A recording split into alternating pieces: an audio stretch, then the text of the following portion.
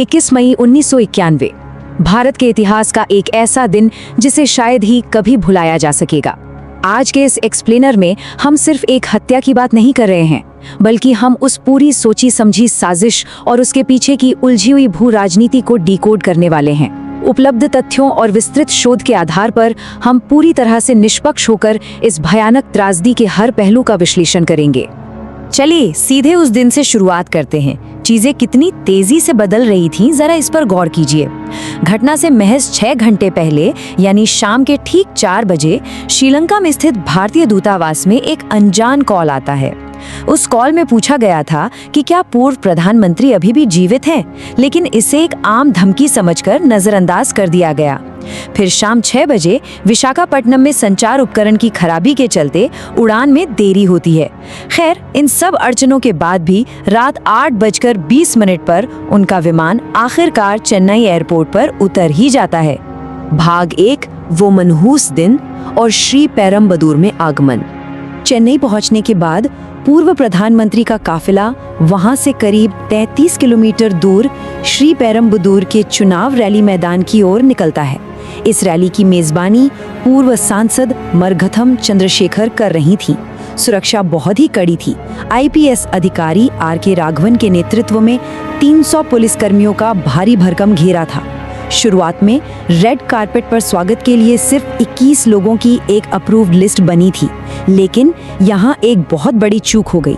एकदम आखिरी मिनट पर मेजबान की बेटी के कहने पर 2 और लोगों को लिस्ट में जोड़ दिया गया, एक महिला और उनकी छोटी बच्ची कोकिला। और यही वो अचानक किए गए बदलाव थे जिन्होंने पूरी सुरक्षा व्यवस्था में एक बहुत बड़ी सेंध लगा दी।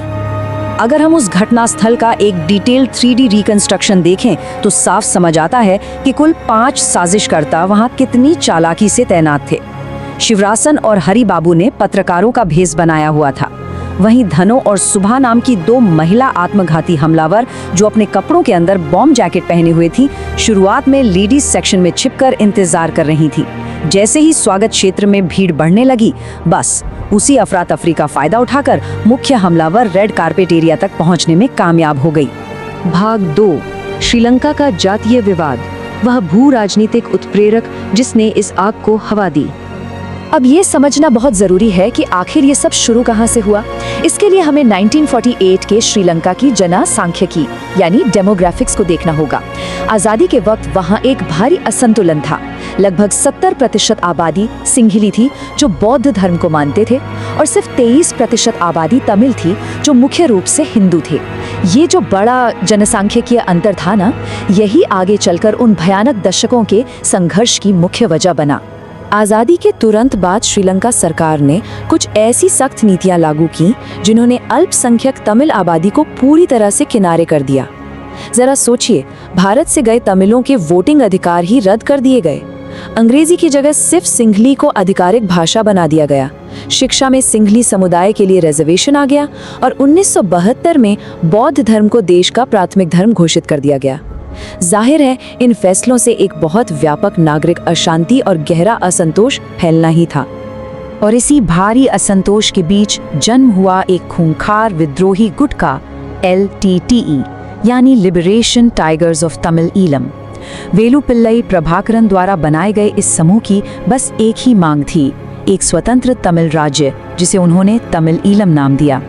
इस गुट के बनते ही श्रीलंकाई सेना और LTTE के बीच एक बेहद हिंसक और क्रूर गृह युद्ध छिड़ गया, जिसने दोनों ही तरफ भयंकर तबाही मचाई।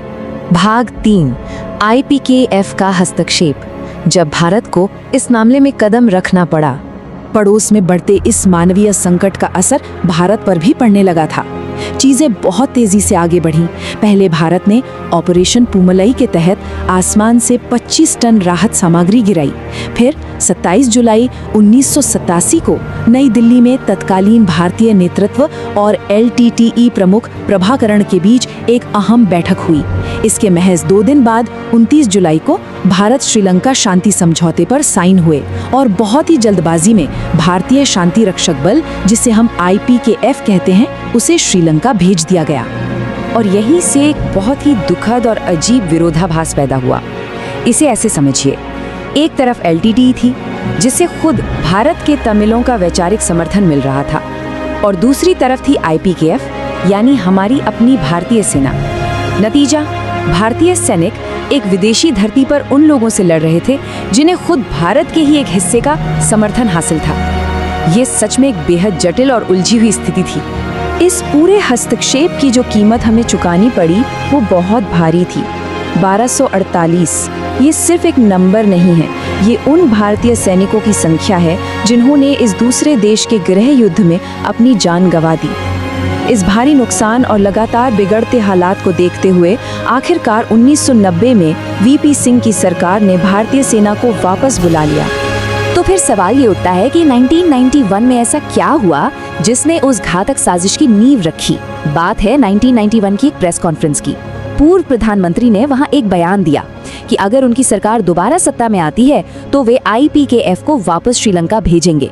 बस यही वो एक बयान था जिसने प्रभाकरण को हत्या का आदेश देने के लिए सीधा उकसा दिया। भाग 4, हत्या की साजिश, चेन्नई की वो खतरनाक और गुप्त योजना। इस पूरी खौफनाक साजिश का मास्टरमाइंड था शिवरासन। उसने हमले के लिए कई विकल्पों पर विचार किया। पहले सोचा गया एक नारियल बॉम्ब इस्तेमाल करने का, फिर एक स्नाइपर हमले पर विचार हुआ, लेकिन अंततः जिस तरीके को चुना गया वो था एक आत्मघाती हमला। मुरुगन नाम के एक विशेषज्ञ ने एक खास तरह की बम जैकेट तैयार की और इस पूरे मिशन को अंजाम देने के लिए विशेष तौर पर महिला गुर्गों को चुना गया ताकि किसी को शक न हो। और ऐसा नहीं है कि उन्होंने सीधे जाके हमला कर दिया। मुख्य हमले से पहले इन साजिशकर्ताओं ने VIP सुरक्षा की कमियों को समझने के लिए बाकायदा एक रिहर्सल की। उन्होंने चेन्नई में VP सिंह की एक रैली में अपनी टीम को भेजा ताकि ये परखा जा सके कि सिक्योरिटी प्रोटोकॉल कैसे काम करता है। इस ड्राई रन ने उन्हें अपने असली लक्ष्य तक पहुंचने का एकदम सटीक अंदाजा दे दिया। भाग 5, श्रीपेरम्बदूर त्रासदी, वो आखिरी के कुछ पल। उस रात के अंतिम क्षणों का स्थानिक 3D रिकंस्ट्रक्शन अगर हम देखें तो ग्राउंड रियलिटी और सुरक्षा प्रोटोकॉल के बीच का अंतर सच में रोंगटे खड़े कर देता है। जैसे ही हमलावर धनु करीब आने की कोशिश करती हैं, सब इंस्पेक्टर अनुसुईया उसे रोक लेती हैं। ये बिल्कुल सुरक्षा नियमों के हिसाब से था, लेकिन यहीं पर वो दुखद पल आता है। पूर्व प्रधानमंत्री खुद उस पुलिस अधिकारी को इशारा करते हैं कि उस महिला को पास आने दिया जाए। एक ऐसा हस्तक्षेप जिसका परिणाम बहुत ही भयानक होने वाला था। इसके ठीक बाद जो हुआ वो विनाशकारी था। धनु आगे बढ़ती है, उन्हें चंदन की माला पहनाती है और फिर सम्मान देने के बहाने पैर छूने के लिए नीचे झुकती है। झुकते ही वो सबसे पहले अपनी जैकेट का पीछे का बटन दबाती है और फिर सामने का बटन, और तभी एक कान फाड़ देने वाला धमाका होता है। उस एक विस्फोट ने उस रात पूरे मैदान को झकझोर कर रख दिया। इस एक भयानक धमाके में 15 लोगों की जान चली गई। मरने वालों में पूर्व प्रधानमंत्री, वो छोटी बच्ची कोकिला, पुलिसकर्मी, सुरक्षा अधिकारी और वो हमलावर खुद शामिल थी। एक पल पहले जो जश्न का माहौल था वो अगले ही पल चीख पुकार, धुएं और एक कभी न भूलने वाली तबाही में बदल गया।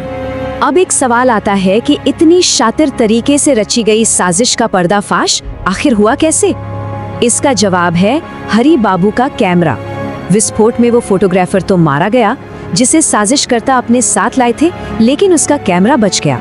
उस कैमरे में कैद आखिरी 10 तस्वीरों ने ही इस पूरे नेटवर्क की एक एक कड़ी को जोड़ दिया और दुनिया के सामने इस खौफनाक सच को उजागर कर दिया। इस पूरे एक्सप्लेनर में इन घटनाक्रमों और ऐतिहासिक कारणों को समझने के बाद हमारे सामने एक बहुत ही गहरा सवाल खड़ा होता है।